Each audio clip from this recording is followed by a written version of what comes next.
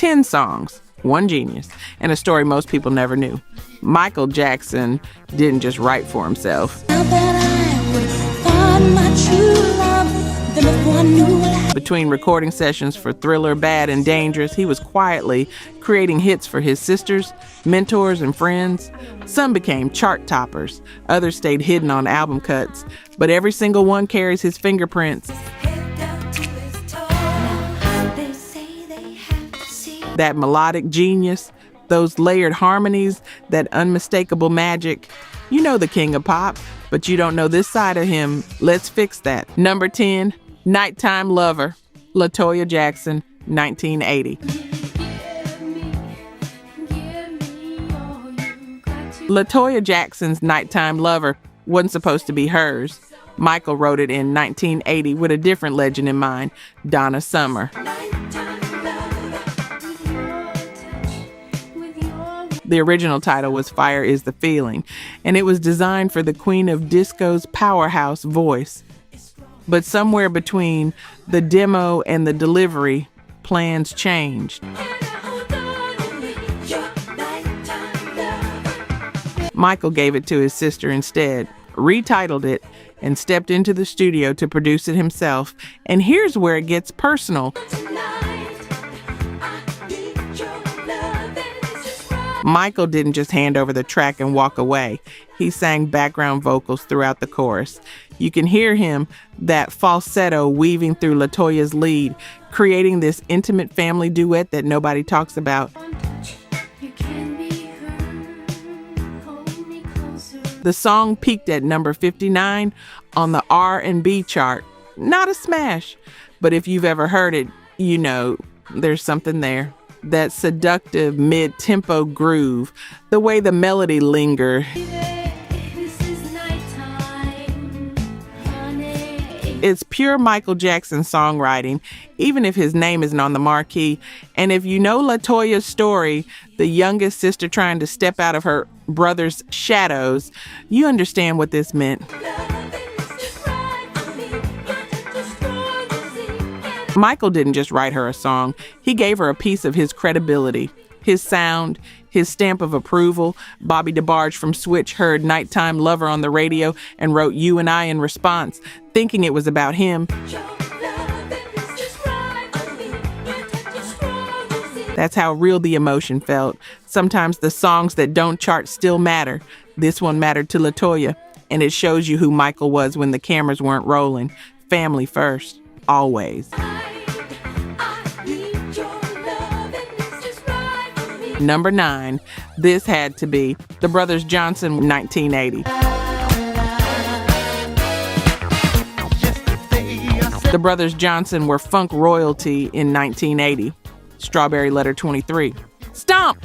I'll Be Good to You. Quincy Jones was producing them. They were at the top of their game, and Michael Jackson was riding with them. This Had to Be appeared on their album Light Up the Night in 1980, tucked in as track 5. Michael co-wrote it with George and Louis Johnson, and he sang background vocals on the final cut.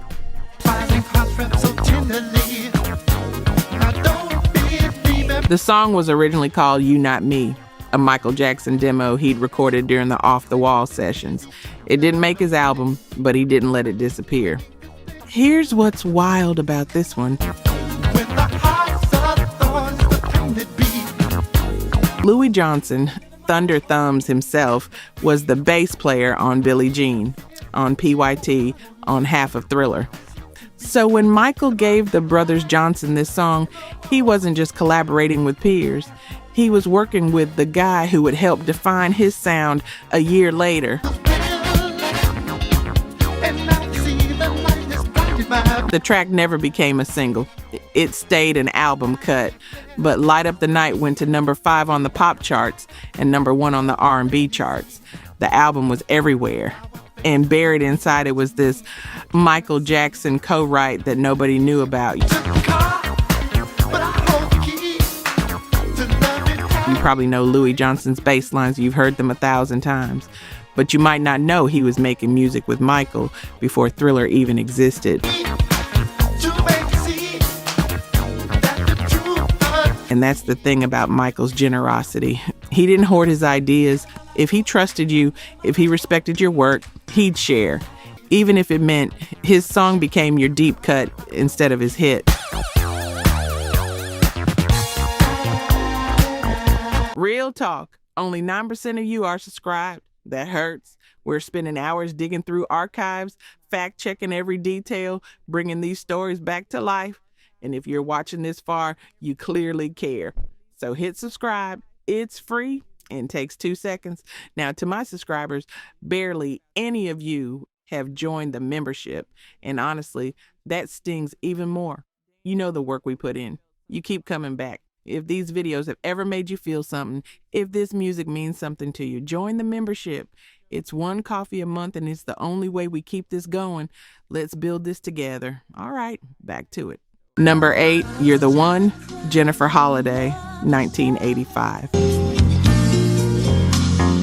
Everything will come in time. Jennifer Holliday was fresh off Broadway when Michael Jackson wrote You're the One for her.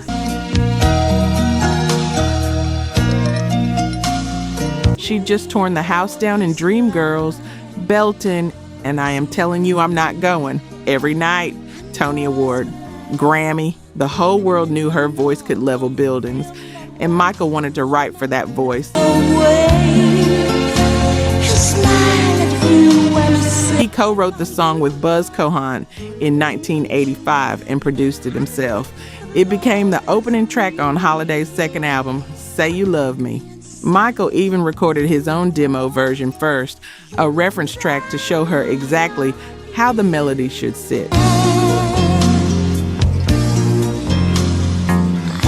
The song is a ballad about waiting for true love, about a mother telling her daughter that the right man will come. And when Michael produces a ballad, you know what you're getting. Those stacked harmonies, that emotional build, that sense of inevitability in the arrangement. But here's what you need to understand. Say You Love Me peaked at number 110 on the Billboard 200 and number 34 on the R&B charts. It didn't set the world on fire. The singles from the album Hard Time for Lovers and No Frills Love barely made a dent. You're the One was never released as a single, so why does it matter? Because Michael Jackson didn't write songs to chase charts. He wrote them because he heard something. He heard Jennifer Holliday's voice and thought, I want to give her this. He's waited all his life. No agenda, no calculation, just respect for another artist's gift. That demo he recorded, still unreleased, sitting in a vault somewhere. But the song lives on in Holliday's version. A quiet testament to what happens when two greats meet in a studio and create something just because they can. Number 7, Joy, Blackstreet, 1994.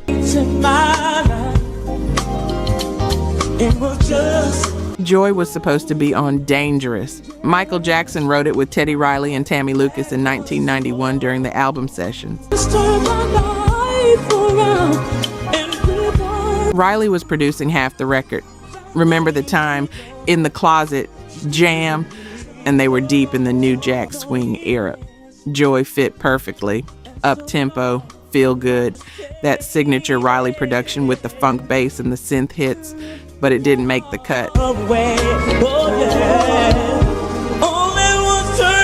3 years later, Teddy Riley put the song on his group Blackstreet's self-titled debut album. Michael was credited as co-writer, and if you listen closely to the backing vocals, you can hear him, uncredited but unmistakable. That's Michael in the chorus harmonies, his voice layered into the mix like a ghost. The song peaked at number 43 on the Billboard Hot 100 in 1994. Solid, but not a smash. Blackstreet's real moment would come 2 years later with No Diggity. But Joy was the warm-up, a song that showed what Teddy Riley could do when he combined his group's harmonies with Michael Jackson's melodic sensibility. And here's what gets me about this one. Michael didn't need to give Teddy this song. He could have held on to it, could have reworked it for History or Invincible, but he didn't. He let it go. Watched Teddy turn it into a Blackstreet track, sang background on it just to support the vision. That's not how most superstars operate. When you're Michael Jackson in 1994, you don't hand out your dangerous outtakes. You vault them. You save them for the next big moment.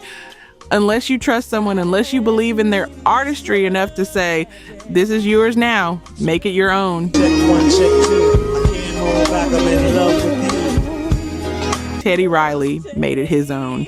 And somewhere in that chorus, if you're really listening, you can still hear the King of Pop smiling through the harmony. Number 6, All Right Now, Ralph Tresvant, 1990. Ralph Tresvant's self-titled debut album in 1990 was massive, double platinum. Sensitivity went to number 1. Ralph had successfully stepped out of New Edition's shadow and proven he could carry an album on his own.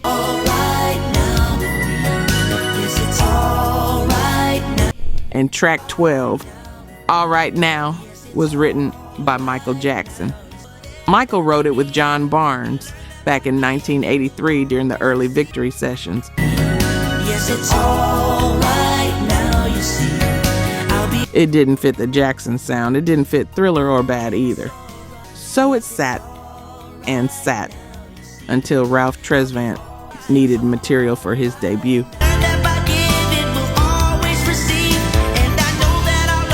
The song is a slow jam about reconciliation, about realizing you almost lost someone and committing to make it right. I was a fool, too blind to see. I turned my back on all your needs. Classic R&B ballad structure. All you'll ever need this time. And Michael's background vocals are all over it. You can hear him supporting Ralph's lead, adding depth to the choruses. Here's what John Barnes said about the track. All Right Now was recorded by Ralph Tresvant. It is even older than Make or Break. That's how far back this song goes. Michael was 25 when he wrote it. It was never released as a single, just a deep cut on a platinum album. But here's the thing about deep cuts. They're the songs that real fans find, the ones that don't need radio play to matter. And if you grew up on Ralph Tresvant's album, you know All Right Now. You know exactly where it sits in the track list. You know how it feels. New Edition named themselves after the Jackson 5, by the way. They saw themselves as a new edition of Michael's group. So when Michael Jackson writes you a song, that's not just collaboration. That's a passing of the torch.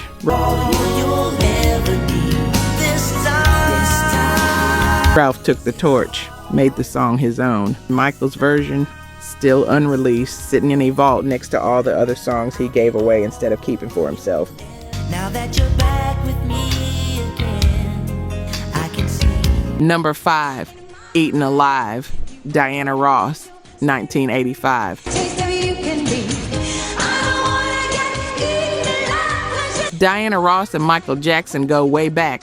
She discovered the Jackson 5 in 1969, took them under her wing, promoted them like they were her own, and Michael never forgot. In 1985, Diana was working on her 16th studio album with the Bee Gees, Barry, Maurice, and Robin Gibb, writing and producing the entire project, and Michael showed up to co-write the title track. Eaten Alive was written by Michael Jackson, Barry Gibb, and Morris Gibb. Michael also co-produced it. And if you listen to the final version, you can hear both Michael and Barry Gibb singing alongside Diana. Their voices layered into the background, creating this dense, almost overwhelming wall of sound. The song is intense, wild. It's about obsession and desire with this pulsing, almost predatory beat.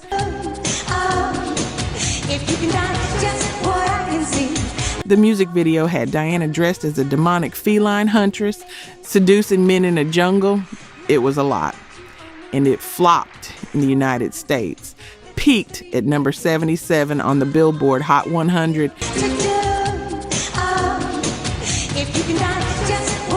Diana's first lead single to miss the top 40 since 1978. But here's the twist. It went top 10 R&B, and in Europe it was a hit. Norway, Netherlands, Switzerland. The song connected overseas in a way it didn't at home. Why'd it fail here? Some say the production was too aggressive for American radio in 1985. Some say Diana's label didn't promote it right. Some say it was just ahead of its time.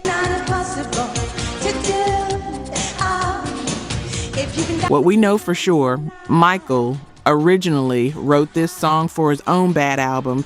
He demoed it, worked on the chorus until it was perfect, then gave it to Diana because she needed it more than he did. That's the relationship. She helped launch his career. 2 decades later, he tried to help relaunch hers. The song didn't work the way they hoped, but the gesture, that meant everything.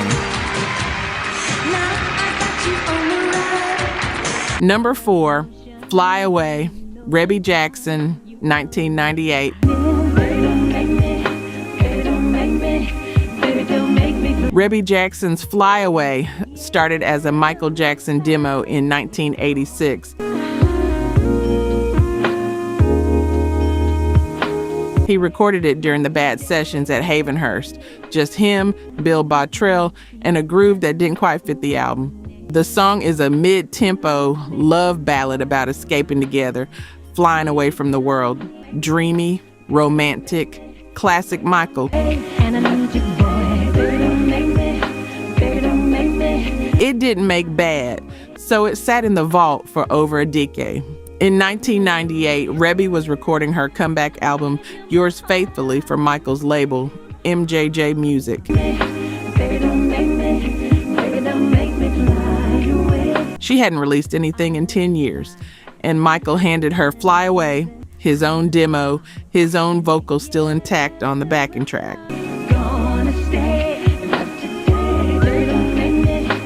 Rebby re-recorded the verses in her warm, vibrato-heavy alto, but Michael's voice stayed in the mix. You can hear him all over the chorus, his harmonies, his ad-libs.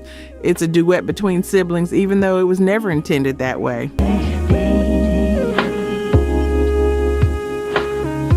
The album didn't chart high. Fly Away was never a single.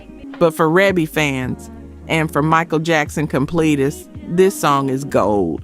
It's one of the few places you can hear Michael's original Bad Era vocals on a commercially released track that isn't actually his album. And there's something beautiful about that. Michael could have saved it for himself, could have reworked it for Invincible or one of the posthumous releases, but he gave it to his oldest sister when she needed it most.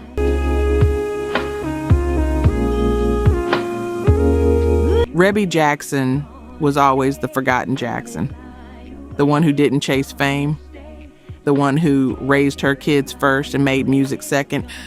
And when she came back in 1998, Michael made sure she had something special to sing. I'll give you my heart. That's family. That's legacy. That's a brother who never stopped looking out for his own. I'll give you my heart. Number 3, Muscles, Diana Ross, 1982. Muscles is named after Michael Jackson's pet snake. Yes, really. Michael had a boa constrictor named Muscles that he used to wear around his neck. And in 1982, he wrote a song about it for Diana Ross. That's all right for them. Still it ain't enough for me. Well, sort of. The lyrics aren't actually about the snake. They're about Diana's desire for a physically strong, attractive man.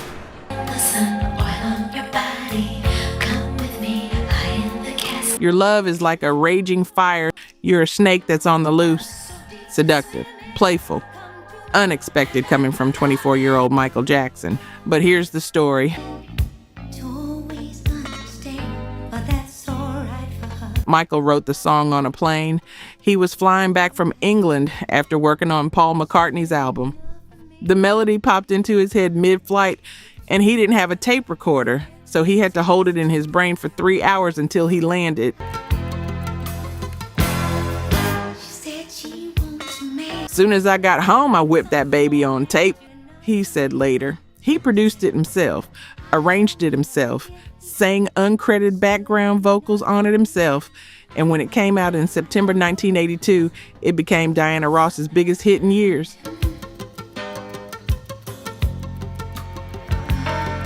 Number 4 on the R&B chart, number 10 on the Hot 100, gold certified. A legitimate smash, and this was just months before Thriller dropped.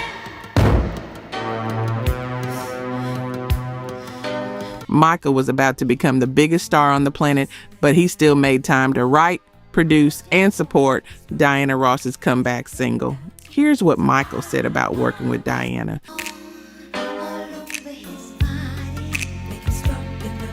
Diana's like a mother lover friend to me. She's wonderful. I just wrote, produced, and edited her next single, Muscles. She mentored him. He repaid her with hits.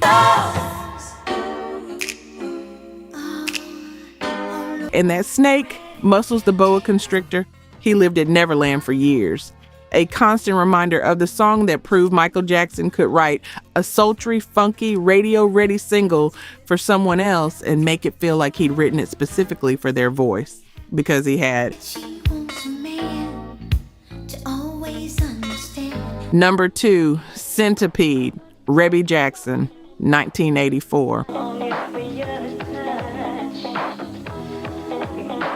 Centipede was Rebby Jackson's introduction to the world.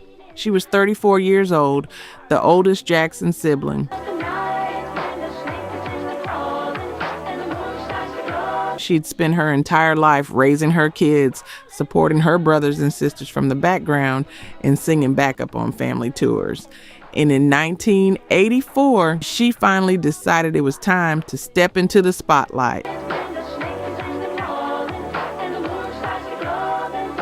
Michael Jackson wrote and produced her debut single, and he didn't hold back. Centipede is a full-throttle, synth-heavy, strange, hypnotic track about obsession and desire. The metaphor is bizarre, comparing love to a crawling centipede, and somehow it works. Michael co-wrote it, produced it, arranged it, and sang backing vocals alongside the Weather Girls on the chorus. The song peaked at number 4 on the R&B chart, number 24 on the Hot 100, gold certified.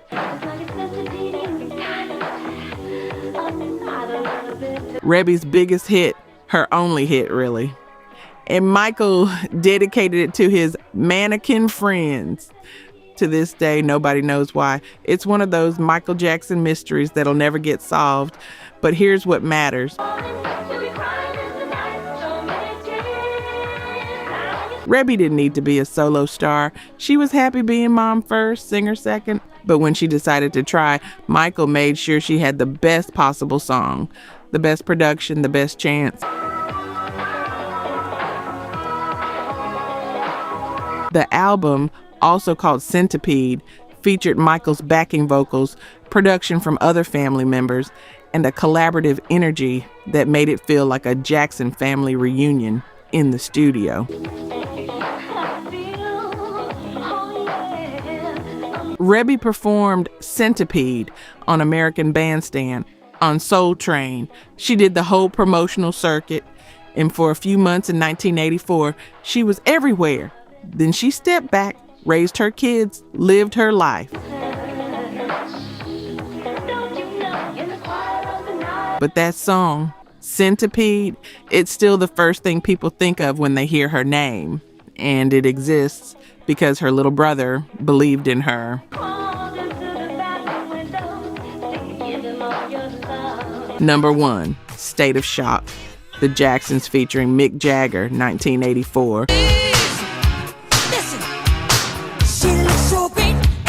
Number 3 on the Billboard Hot 100, Gold Certified. The Jacksons' last top 10 hit, and it was supposed to be sung by Freddie Mercury. Michael Jackson wrote State of Shock in 1983 with Randy Hansen. He recorded it first with Freddie Mercury at Havenhurst, Michael and the Queen frontmen, trading verses, building harmonies, creating what should have been one of the greatest duets ever recorded.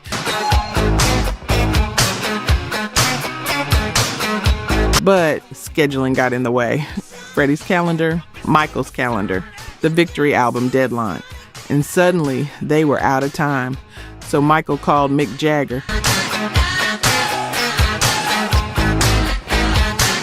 The Rolling Stones frontman flew in, and they knocked out the vocals in 2 takes. That's it. 2 takes. Mick later said, he had the 2 of us practice scales for 2 hours, and then we recorded the vocals in 2 takes. The song is pure rock funk energy. 2 of the biggest voices in music history battling it out over a girl, both claiming they're in a state of shock over her. The production is massive. Guitars, synths, drums, all fighting for space, and you can feel the competitiveness in every line. It became huge. Number 3 in the US, number 14 in the UK. The last time the Jacksons, all 6 brothers together, would have a major hit. But here's what happened behind the scenes. Michael reportedly complained later that Mick sang off key. Mick fired back, calling Michael very lightweight, like froth on a beer. They didn't exactly become best friends.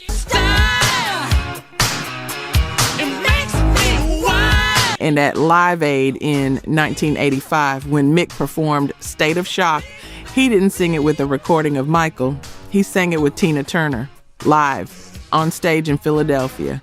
And it was electric.